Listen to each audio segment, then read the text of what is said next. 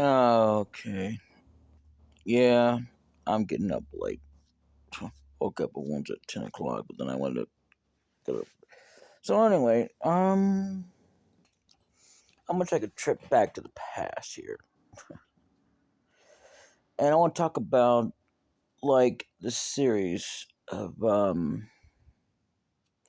quite a few of them, and one of them I know I have seen a little bit of, but I don't think I saw like of anime. I forget the name, Akitosen, I guess. But I remember more of like another one where they were doing this thing where they relied on this one guy. This other guy, the other guy came along. I know I'm describing them, but I can't think of them to show, so I'm just doing the best I can to describe them. Um, she had gloves on. The one that was relying on this one dude. Yeah, they all kissed and whatnot. But anyway, the little guy came along. Two girls, two girls. I mean, like it was like a trio. They all kind of had a fling. Don't ask me. That's just how the show went. It was crazy. However, I do remember another show with gloves on. Now you're probably gonna go, "What's with the jumping back and forth?" Well, because they kind of remind me of each other. But I do remember this one. I did have the name in mind. It slips my mind from time to time, but can't think of it now. But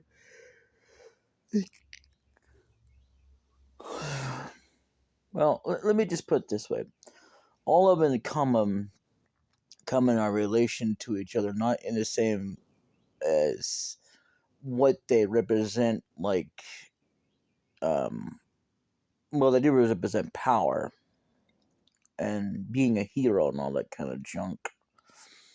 But I can't remember one top the top of my head. And another one, just I know it's crazy, but it popped in my head. Um, Bubble Suit Gundam. G. Yeah. Then they, believe it or not, when it originally aired on TV, that's what it was called. And then they said Mobile Fighter G Gundam. So I don't know. Anyway, I didn't even watch the entire show of that one, but I can say that even though they had swords, I didn't have to rely on them as much as well, they didn't do that either, but more so in Gundam Wing, but not at very little did they do it. Um, and Mobile G Fighter, or excuse me, Mobile Fighter G, whatever the hell, Mobile Suit G Fighter, I guess. I don't know. Anyway, something like that.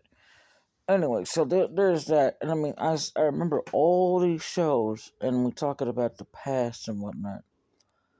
Um, Quite a few of them I've never seen. A comic kill I couldn't quite get into, except for in the beginning. Like most shows, like you'll always get like a show where you might get where for a little bit you might get into it, and then all of a sudden you start like Voyager. And I'll get around the subject here in a minute. But speaking of that, did you know that honestly, if you look up at the very first movie, the only thing that actually mattered that was a reference, um, there were two things that mainly mattered, but other than that, they were not hardly talked about. What we call if you count the other guy, that's a third thing, but he barely does. I believe he dies or something like that. I can't remember his name, but anyway, in the we're talking about from the original series, and so I don't know what it was, but it's something about this woman who had to go through this phase of being taken over by an entity. So, but the more important thing about it, which doesn't make it as important, but as a thing as much later on as a reference. And anyway, they kept saying Voyager, Voyager. Well, you're probably going to correct me and say, you mean Voyager? That's what I thought after they got to the point. But so if you watched it for the very first time and never ever even knew anything about it, you would be like, "What do you mean by Voyager?" I mean, if you've never seen it before, you would never even know that. It's like a lot of things in life, especially if you play video games. If you never knew about that before, you would never know the things you do now. So, anyway, all the way through, they finally find this thing. I'm not going to tell you everything, but I'll spoil it up for you. But they find this thing. Yeah, it was called Voyager. And they didn't even know because they're not supposed to know. That's not how the thing is. If they just knew it right away, the characters, not the actors. The actors obviously already knew, but the characters did not until they finally discovered that Voyager is actually Voyager. And so Voyager actually is a reference that became to something that was later developed as a show, and not just a show, but a ship called Voyager. And yet there was no other ships in the entire world that was actually made by that. However, there is a thing. I mean, of the Star Trek universe anyway. However, there is a deal about um, ships that are in conjunction to the Enterprise, but they were just like boats, or well, not really. You can say like in a sense they were like a boat type ship, meaning that they ran only on water. That's what that means. In other words, it doesn't. It's not exactly specifically a boat, but it just runs on water. Um, that was the very first one ever made, apparently, before the actual ship was even thought of. And now, years later, we're actually trying to actually make the Enterprise the one in space. Crazy, ain't it? That actually flies. But they're actually talking about the original, not the next generation, I think, or something like that. I can't remember. Or is it the next generation Enterprise? Well, anyway, now I'm not going to talk about every movie, but I want to talk about. I don't think they actually spoke this in the movies. Um, the actual deal, because I think they were more like Klingon, were more like kind of like human, look way more like human than they did for some reason in the original series. But they looked more like Klingon later in the movies for some reason. Don't ask me. I don't get it. Don't ask me either. So anyway, in the three, I think it was for the search for Spock, they had this ship and they spoke this thing, and then they changed it, which is one of the things you might not notice if you never ever watched the movies or remember it. But believe it or not, it was spoken differently in the movie. Um, Not even just by the Klingons, not just by them as well, but and it was the very first time I guess that they even had a well, you know, Klingon ship in the Federation. Gul-Dukat having a warbird does not really count as being in the Federation, because he didn't really go to the Federation. He just tried to protect things. So that was Deep Space Nine. Anyway, now how you can tell that it was changed was more in Deep Space Nine. That was actually unlike with Gul-Dukat, if you know who he is, he's a Cardassian. Um, which his origin story kind of gets messed up, really, if you think about it, because he turns out to be one of the ultimate bad guys in the entire show. And the reason why his origin becomes messed up is because, okay, when you first know the show and you actually watch it from the beginning, which I hadn't remembered him having any children, but I guess apparently his children die and his whole family die or something. I don't know. I know that there was no talk about him, but there was one particular woman that made him have to get away from his original family, um, because he, you know, had a baby with someone else, and it wasn't Kardashian. Yeah, that's crazy. But then when he started to get into this thing of the Power Eighth, kind of crazy thing like that, But anyway, there's another thing as well I want to talk about the Star Trek universe that was a thing, I think barely, only in the movies, I want to say, when they had seatbelts. I don't remember ever seeing anything like that in the series. Uh, but yeah, I want to say like maybe one of them you might have saw a seatbelt, a few, but it wasn't too many of them that did that. In Star Trek Generation, I think there might have been one, but maybe in the movies. Not gonna swear to that. But see, all in across of Star Trek, D Space Nine, they didn't have no seatbelts. Of course, the seats weren't exactly properly done anyway, but the back end on it. But I guess it wouldn't matter. I don't know. I guess it probably should if you're trying to get a seatbelt on. And then when you talk about the USS Defiant, yeah, which is a thing that got scrapped, but also didn't. And that thing had no seatbelts whatsoever anywhere. It had no seatbelts on that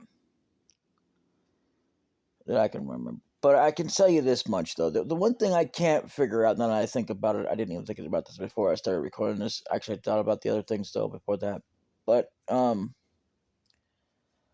Star Trek, but I didn't think about the anime. I was thinking about talking about them before, but then it was something else that slipped my mind. But anyway, so back to D Space Nine. I don't remember the name of the Gov shows, otherwise I would say them. It probably will hit me one day, and then I'll be like, "Oh yeah." Anyway, so I want to say something was doing was beats or something. Anyway, not Angel Beats, no, but something else. Anyway, so the one thing I that didn't make any sense if you really think about it is like when they said it got scrapped.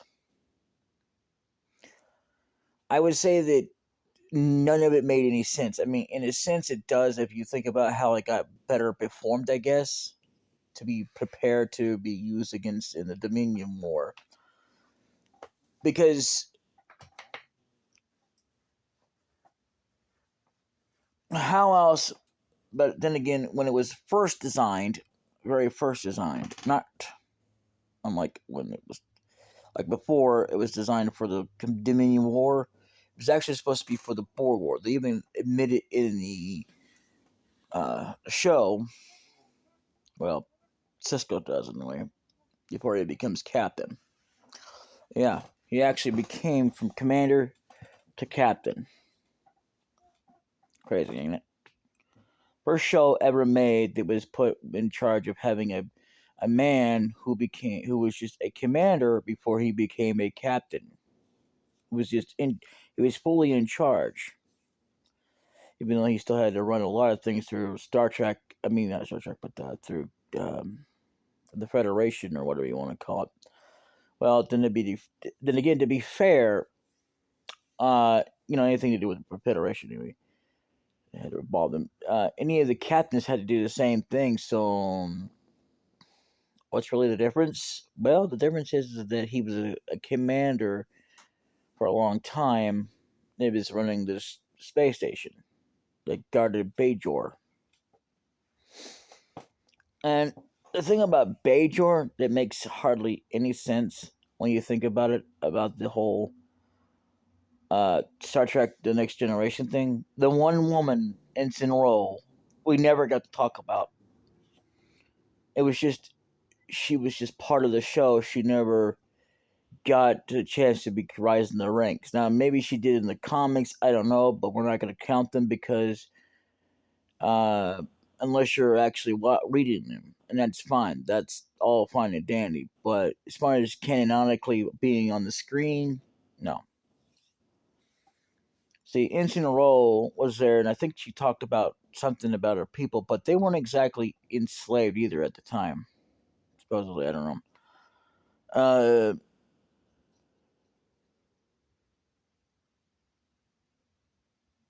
so Ensign Roll was it, you know, and then you talk about Ferengi. Fact, as a matter of fact, she was Interroll was the only one that actually got into Starfleet. I think there was mention of others that were Bajoran, but they never really talked about them as much on screen. Um, Actually, no, they didn't talk about anything about it. I know of. Just when Deep Space Nine came on, they just had like a person who was running like a military deal, just like in the Flip verse, except that Kira in that verse was actually more of an attendant, and she was more in charge of everything. I mean, everybody had to go through her, even Cisco, which is crazy.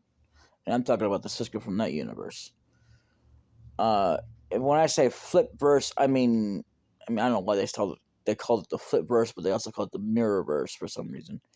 It's basically when it first aired, which I didn't really realize this. I actually had watched this before that, and then I think anyway. Even though that originally and canonically in order, it actually started out in the original series, but you know the thing of it is that about the Mirrorverse is there was nothing of that in Star Trek: The Next Generation, not even in Voyager. So really, who's to say? And the thing about the Maquis, and when the Dominion War came out, yeah, nothing was ever mentioned about the Maquis anymore or anything. I think there was something about something happened at the border, but then they didn't really go into it too much details. But then when they finally brought it up again, it was all more of, well, something happened and blah blah blah blah blah. Basically, I can't remember all the details, but it wasn't too much again. And then they moved on to where the Maquis joined the Federation, or rather, rejoined them after everything that went down. Crazy, isn't it?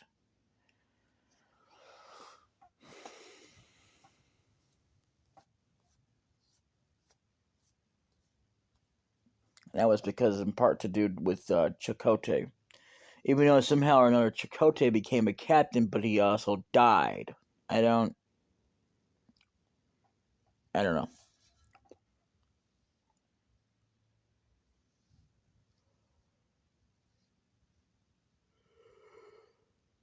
What do you think about Chakotay? Is that? How long have we been talking?